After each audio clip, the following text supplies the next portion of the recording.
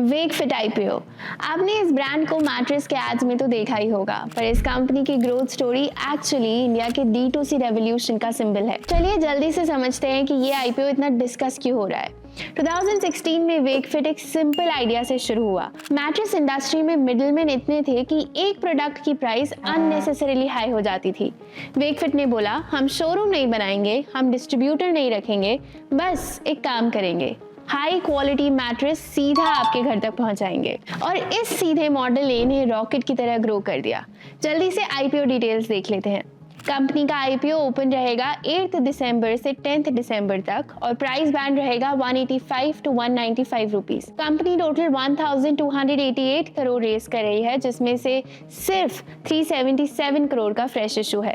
अगर वेकफिट के business model को देखें तो आज वेकफिट 3 कैटेगरीज में ऑपरेट करता है, mattresses, furniture and furnishings. Fiscal 25 में उनका टोटल रेवेन्यू अराउंड 1273 करोड़ था। इसमें मैट्रेसेस का कॉन्ट्रीब्यूशन 61% था, फर्नीचर 27% और फर्निशिंग्स 11% था। कंपनी ने लास्ट ईयर अपना रेवेन्यू 29% ग्रो किया, लेकिन ध्यान रहे ये अभी प्रॉफिटेबल हुए हैं।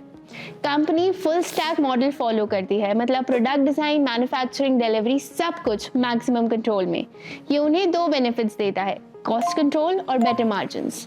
वेकफिट की पहली पहचान ऑनलाइन ब्रांड थी। फिस्कल 23 में 89% रेवेन्यू ऑनलाइन से आता था, पर आज पिक्चर अलग है।